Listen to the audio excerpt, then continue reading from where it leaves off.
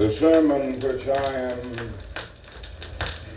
preaching this morning, in a sense, is not the usual kind of sermon, but it is a sermon and an important subject nevertheless, because the issue that I will be discussing today is one of the most controversial issues confronting our nation. I'm using as a subject from which to preach why I am opposed to the war in Vietnam. Now let me make it clear in the beginning that I see this war as an unjust, evil, and futile war. I preach to you today on the war in Vietnam because my conscience leaves me with no other choice.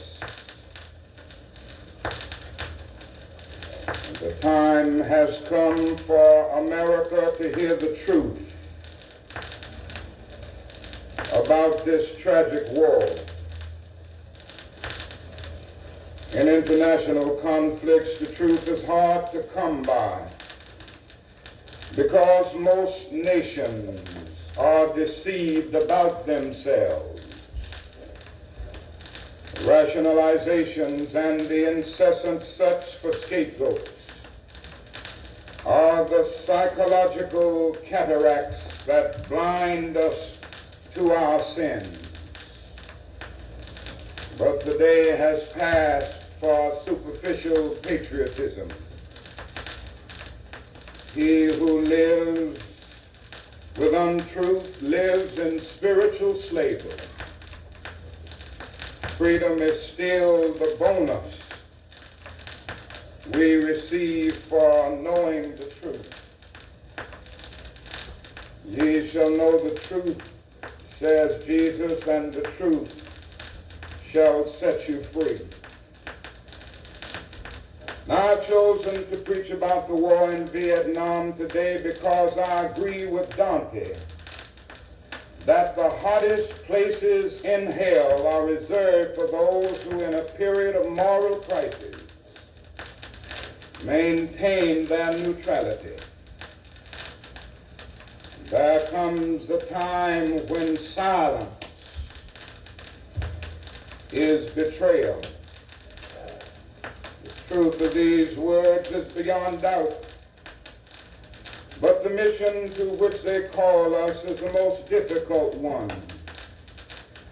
Even when pressed by the demands of inner truth, men do not easily assume the task of opposing their government's policy, especially in time of war.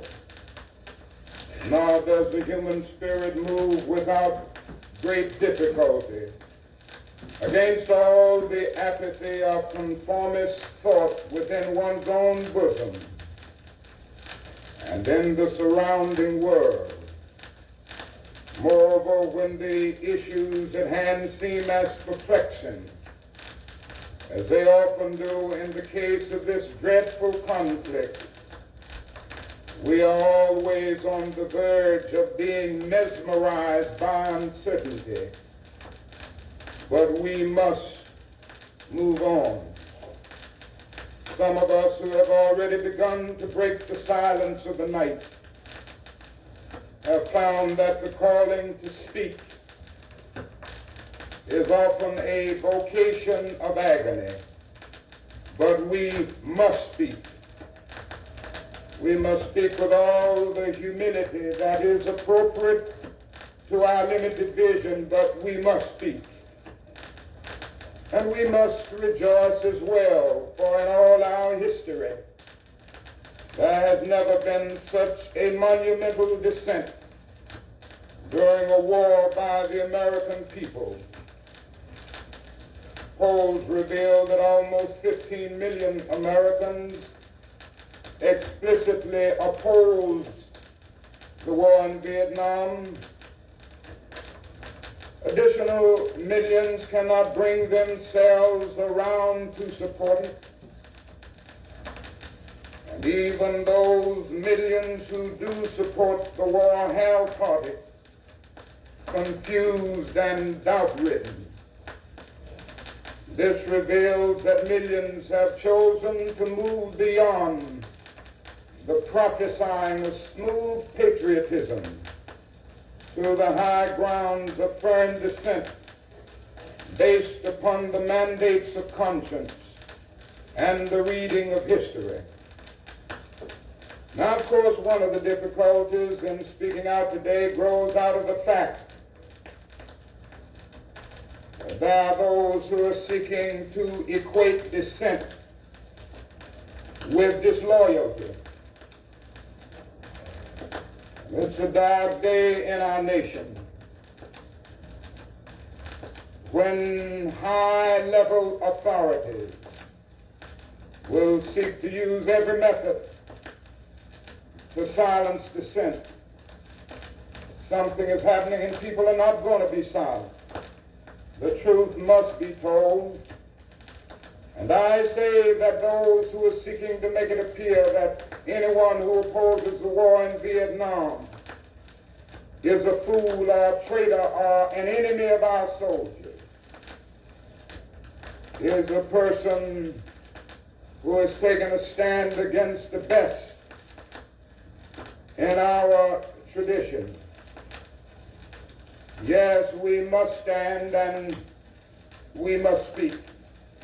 Over the past 2 years, as I have moved to break the betrayal of my own silences and to speak from the burnings of my own heart, as I have called for radical departures from the destruction of Vietnam, many persons have questioned me about the wisdom of my path.